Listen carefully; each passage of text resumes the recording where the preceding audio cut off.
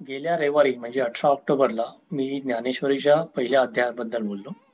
पहिल्या अध्यायामध्येच पहिली ओवी आहे, ओम नमो जी आद्या वेद प्रतिपाद्या जय जय स्वसंवेद्या आत्मरूपा.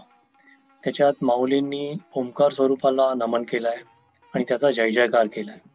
त्या दिवशी मी त्या ओवीबद्दल थोडक्यात माहिती दिली, पण त्याच्यानंतर ज्या चर्चा झाल्या त्याच्यावरून असं आढळलं की त्या ओवीबद्दल आणि ओंकार स्वरूपाबद्दल अजून जरा माहिती द्यायला पाहिजे होती. ती माहिती देण्यासाठी मी हा व्हिडिओ पोस्ट करतो. ब्रह्मांडाची उत्पत्ती, वैज्ञानिक आणि आध्यात्मिक दृष्टिकोन. मला स्वतःला विज्ञानामध्ये आणि अध्यात्मामध्ये दोन्ही विषयांमध्ये खूप आवड आहे आणि मी या दोन्ही विषयांचा अभ्यास करतो. त्या विचारातून जे काही मला कळलंय ते या व्हिडिओच्या माध्यमातून मी सांगायचा प्रयत्न करतो. ब्रह्मांडाबद्दल आपल्याला काय माहिती आहे किंवा ओरिजिन ऑफ युनिव्हर्स याच्याबद्दल आपल्याला काय माहिती आहे, त्याचा थोडासा आढावा घेऊया.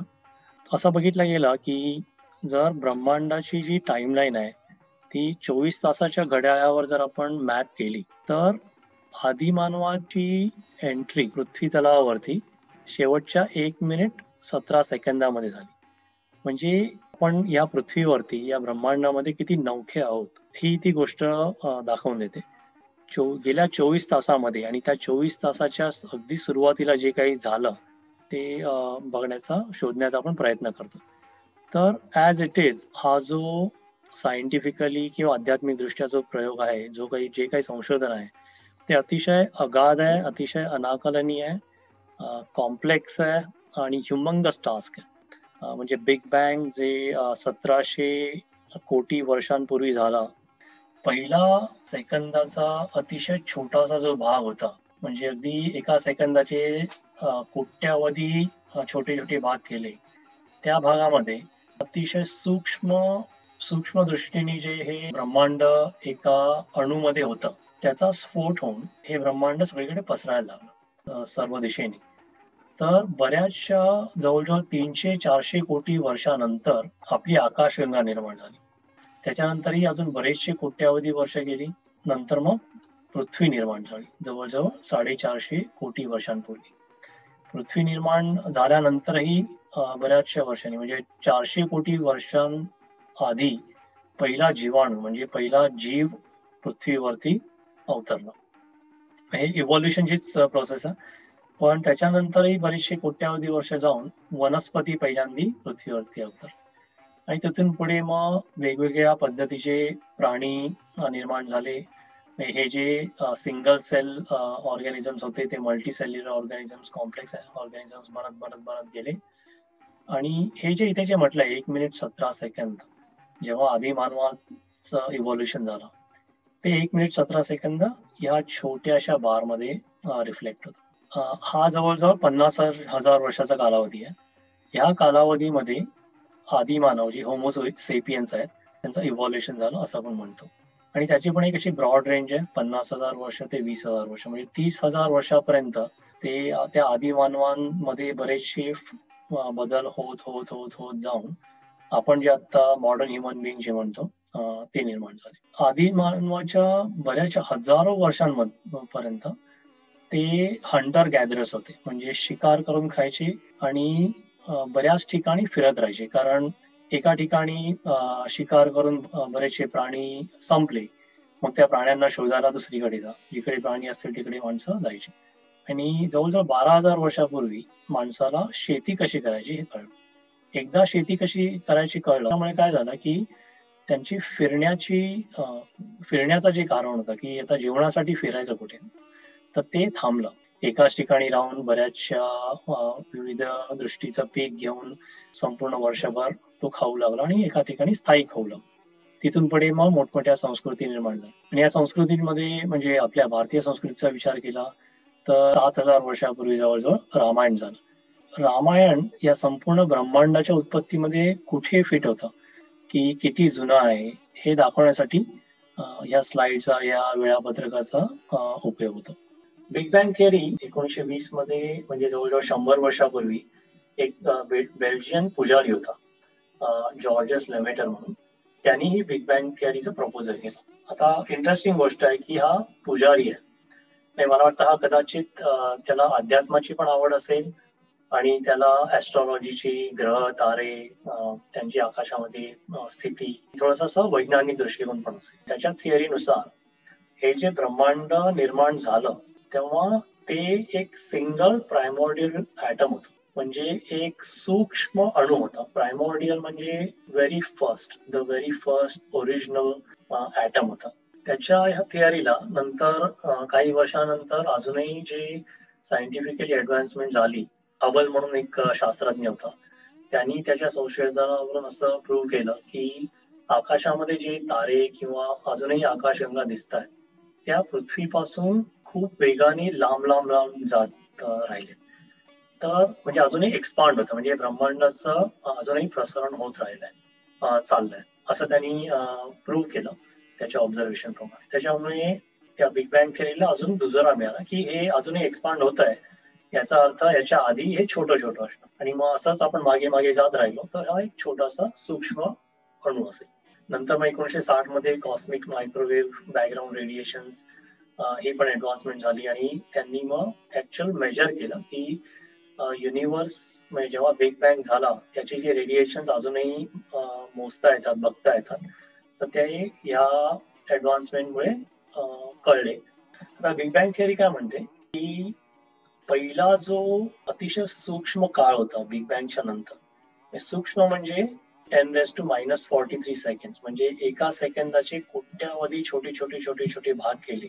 तर त्या कोट्यावधी अशा सूक्ष्म भागामध्ये हा जो प्रायमॉर्डियल ॲटम होता तो अतिशय सूक्ष्म होता. आता हे 10⁻⁻43 सेकंड याचं महत्व काय की आतापर्यंत जे सगळे सायंटिफिक लॉज आहेत, थिअरम्स आहेत, प्रिन्सिपल्स आहेत, ते वापरून आपण 10⁻⁻43 सेकंड पर्यंत काय झालंय याचा अनुमान लावू शकतो. पण त्याच्या आधी म्हणजे 0 ते 10⁻⁻43 सेकंड हा जो छोटासा टाइम आहे त्याच्यामध्ये काय झालं हे प्रूव्ह करण्यासाठी किंवा याचा अनुमान काढण्यासाठी आत्ताचे जे सगळे सायंटिफिक लॉज आहेत ते फेल होतात. तो जो प्रायमोडियल ॲटम होता तो अनइमॅजिनेबली आणि इनकॉम्प्रिहेन्सिबली डेन्स होता. म्हणजे विचार करा की पृथ्वीला समजा आपण एका छोट्याशा बॉल बेरिंग मध्ये कॉम्प्रेस केला तर तो केवढी ती पृथ्वी डेन्स असेल. तर संपूर्ण ब्रह्मांड एका अणूमध्ये जर जमा करायचं असेल तर किती डेन्स असेल, किती घन असेल. आणि त्याच्यामध्ये विशेष म्हणजे 4 जे मेन फोर्सेस आहेत, ग्रॅव्हिटी, इलेक्ट्रोमॅग्नेटिझम आणि स्ट्रॉंग आणि वीक न्यूक्लिअर फोर्सेस, हे एकत्र होते. बिलियन फ्रॅक्शन ऑफ सेकंड मध्ये युनिव्हर्स जरा थंड झालं आणि त्याच्यानंतर मग हे जे 4 फोर्सेस एकत्र होते ते वेगळे झाले. आणि नंतर मग कोट्यावधी वर्ष ते एक्सपांड होत राहिलं, बऱ्याचशा अजून प्रक्रिया झाल्या. आणि आत्ता इतक्या म्हणजे शेकडो वर्षाच्या रिसर्च नंतर सायंटिस्ट असे म्हणतात की आपल्याला जे दिसतंय, जे माहिती आहे, ते फक्त युनिव्हर्सचा, ब्रह्मांडाचा 5% भाग आहे. ब्रह्मांडाचा 95% भाग आपल्याला माहित नाही. आणि ह्या प्रक्रियेमध्ये काय झालं की जेव्हा ब्रह्मांड निर्माण झालं तेव्हा म्हणतात की मॅटर आणि अँटी मॅटर हे जवळजवळ म्हणजे 50% मॅटर, 50% अँटी मॅटर असे होते. आणि बरेच कोट्यावधी वर्ष काय होत राहिलं की मॅटर आणि अँटी मॅटर एकमेकांशी भिडून एकमेकांना नष्ट करत गेले. त्याच्यामुळे मॅटरही कमी कमी होत गेला, अँटी मॅटर कमी कमी होत गेला. पण काही अननोन कारणांमुळे काही मॅटर सर्व्हाइव्ह झाला. सम एक्सेस मॅटर सर्व्हाइव्ह. आता हे कसं राहिलं ते माहित नाहीये. आणि त्या मॅटर पासून जगामध्ये जे सगळं आपल्याला गॅलेक्सीज, आकाशगंगा, ग्रह, तारे हे सगळं दिसतंय त्या मॅटर पासून निर्माण झालं. आणि त्याच्याही पुढे जाऊन या पृथ्वीवरती प्रत्येक मनुष्य प्राणी जो आहे, वनस्पती आहेत, प्राणी जे आहेत, हे सगळे त्या मॅटर पासूनच बनले. ती जी स्टारडस्ट आहे त्या स्टारडस्ट पासून आपण सगळे बनलो. म्हणजे अतिशय सूक्ष्म स्वरूपात का असेना आपण आणि आकाशात दिसणारे तारे किंवा पृथ्वी हे सगळे एकाच तत्वाने बनलो. आणि ते तत्व म्हणजे स्टारडस्ट किंवा कार्बन आपण म्हणतो. किंवा 600-700 वर्षांमध्ये जे काही रिसर्च झालंय त्याच्यावरून आपल्याला एवढं कळलं शास्त्रज्ञांना. तरी सुद्धा बऱ्याचशा गोष्टी शास्त्रज्ञांना माहित नाहीये की what cause the big bang, की हे कशामुळे झालं. बिग बँग जो आहे, एक्सप्लोजन आहे, ते कशामुळे झालं आणि त्याच्यानंतर इतक्या वेगाने हे ब्रह्मांड का पसरत गेलं. नंतर 10⁻⁻43 सेकंड त्याच्या आधी काय झालं हे अजूनही माहित नाहीये. आणि बिग बँगच्या आधी काय होतं, म्हणजे तो ठीक आहे, तो एक अतिसूक्ष्म अणू होता. तर मग तो अणू असायच्या आधी काय होतं त्याचं उत्तर अजूनही आपल्याला मिळालं नाही. आणि 95% या युनिव्हर्स मधल्या म्हणजे जे काही आहे 95% युनिव्हर्स मध्ये ते अजूनही आपल्याला माहित नाही. तर हे सगळं बिग बँग थिअरीचं ज्या ज्या काही महत्वाच्या गोष्टी आहेत त्या आहेत. आता आपण बघूया की या सगळ्या पार्श्वभूमीवरती भारतीय संस्कृतीमध्ये ज्या काही महत्वाच्या घटना झाल्या आहेत त्या कुठे फिट होतात. आतापर्यंतच्या रिसर्च प्रमाणे असं कळतं की रामायण जवळजवळ 7,000 वर्षापूर्वी झालंय. ते लिखित स्वरूपामध्ये जवळजवळ 2,500 वर्षापूर्वी ते लिहिलं गेलं असं म्हणतात. महाभारत 5,000 वर्षापूर्वी झालंय. ते पण जवळजवळ 2,400 वर्षापूर्वी लिहिलंय असं म्हणतात.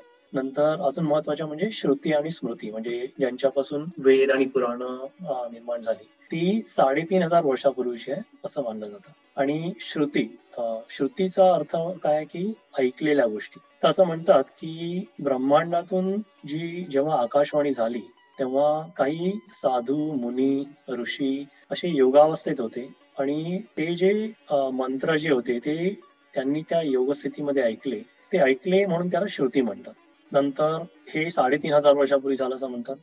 मग पुढे जवळजवळ 1,000 वर्ष जे ऐकलेले मंत्र जे आहेत ते एका पिढीतून दुसऱ्या पिढी कडे पास ऑन होत गेले आणि ते पुढल्या पिढीने ते ऐकलं, ते त्याचं पाठांतर केलं, त्याच्यामुळे त्याला स्मृती म्हणतात. हे 1,000 वर्ष असं चालत राहिलं आणि जवळजवळ 2,500 वर्षापूर्वी या लिखित स्वरूपामध्ये श्रुती निर्माण झाल्या. म्हणजे वेद पुराण आपली जवळजवळ 2,500 वर्षापूर्वीची आहे असं म्हणतात. तर आपण परत त्या ओवीकडे येऊया. ओम नमोजी आद्या वेद प्रतिपाद्या जय जय स्वसंवेद्य आत्मरूप. तर माऊलींनी कोणाला नमन केलंय की हे जे आदी स्वरूप आहे आद्या, की सगळ्याच्याही आदी असणारा जे काही स्वरूप आहे त्याला त्यांनी आत्मरूप पण म्हटलंय. आत्मरूप पण अगदी गहन आहे एक्सप्लेन करायला, वर्णन करायला त्याचं.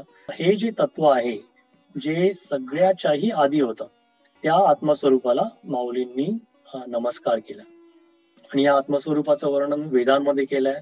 पण वेदांमध्ये वर्णन केलं आहे तरी सुद्धा संपूर्ण त्या आदितत्वाचं वर्णन करू शकत नाही. त्याचं वर्णन करण्यासारखं जे काही असेल तर ते आदितत्वच आहे, म्हणून त्याला स्वसंवेद्या म्हणतात. म्हणून या ओवीचा असं खूप महत्वाचा. आणि आता आपण वैज्ञानिक दृष्ट्या आणि आध्यात्मिक दृष्ट्या याची तुलना बघूया की आपण बघतो म्हणजे बिग बँग मध्ये बघितलं थिअरी मध्ये जो काही सूक्ष्म अणू होता त्याला त्यांनी प्रायमोर्डियल ॲटम म्हटलं.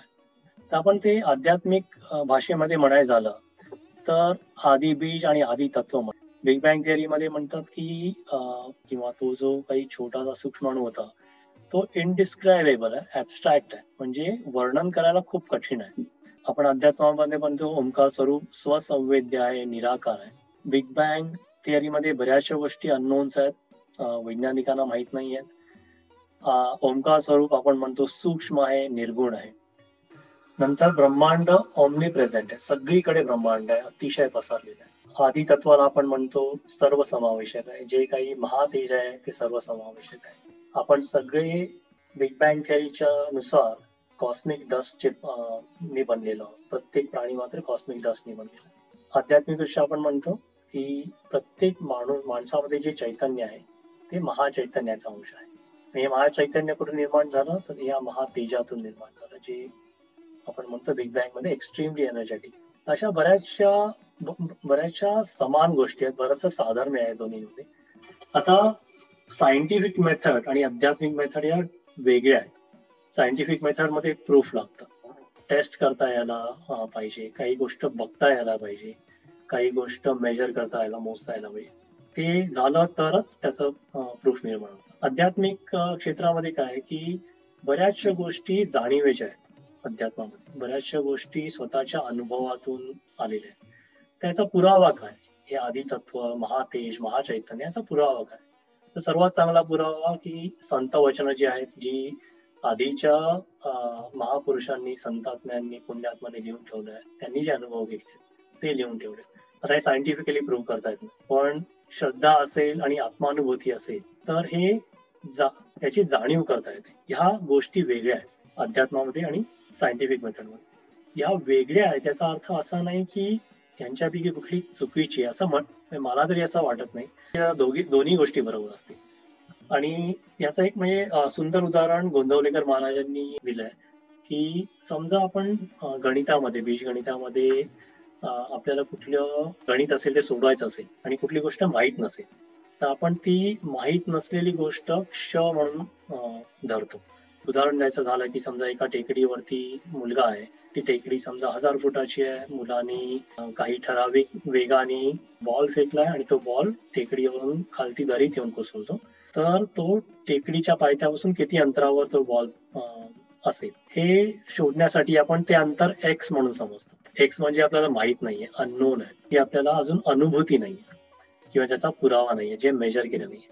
आणि तिथून पुढे आपण बरेचसे फॉर्म्युले लावून एक्स शोधत जातो. तो क्ष जो आहे तो शोधत जातो आणि जोपर्यंत ती जी प्रक्रिया चालू आहे तो पण क्ष अननोनच असतो. आता अननोन असणं किंवा ते गणित सुटलं नाहीये याचा अर्थ असा नाहीये की क्ष एक्झिस्टच करत नाही किंवा क्ष नाहीच आहे किंवा क्ष चुकीचाच आहे. अननोन आहे म्हणजे त्याचं उत्तर अजून कळलं नाहीये. तर असंच बिग बँग थिअरीमध्ये किंवा अध्यात्मामध्ये जर उत्तर कळलं नाहीये याचा अर्थ असा नाहीये की त्याचं उत्तर नाहीये. म्हणजे बिग बँग मध्ये जे सुरुवातीला जे झालं ते कधीतरी कळेल. कदाचित आपण इथे नसू पण कधीतरी ते कळेल. तसंच त्यांना आत्मानुभूती होत नाहीये, ज्यांना महाचैतन्याचा अनुभव होत नाहीये याचा अर्थ असा नाहीये की ते नाहीये. तर माझं म्हणजे म्हणणं इथे एवढंच आहे की वैज्ञानिक दृष्टिकोन आणि आध्यात्मिक दृष्टिकोन हे इतके वेगळे नाही आहेत. बरेचसे त्याच्यामध्ये साधर्म्य आहे आणि फक्त मला तरी वाटतं की हे दोन्ही गोष्टींमध्ये इंटरेस्ट येण्यासाठी काही ठराविक गुण लागतात की सत्यशोधक वृत्ती पाहिजे, त्या विषयांची आवड पाहिजे आणि जोपर्यंत ते उत्तर मिळत नाही तोपर्यंत पुढे पुढे जात राहण्याची मेहनत पाहिजे आणि जरा ओपन माइंड पाहिजे, फ्लेक्सिबिलिटी पाहिजे आणि इंटेन्सिटी पाहिजे. ह्या दोन्ही गोष्टी असतील तर वैज्ञानिक दृष्टिकोनातून आणि आध्यात्मिक दृष्टिकोनातून ब्रह्मांडाची सुरुवात काय झाली किंवा ब्रह्मांडाची युनिव्हर्सल प्रिन्सिपल्स काय आहेत किंवा अध्यात्मामध्ये आदी बीज काय आहे, आदी तत्व काय, हे सगळं कधी ना कधीतरी समजू शकतो. तर एवढंच म्हणू शकतो की सायंटिफिक दृष्ट्या ज्यांना इंटरेस्ट असेल त्यांना ऑल द बेस्ट आणि आध्यात्मिक दृष्ट्या ज्यांना उद्देश असेल त्यांना शुभम भवतु. नमस्कार.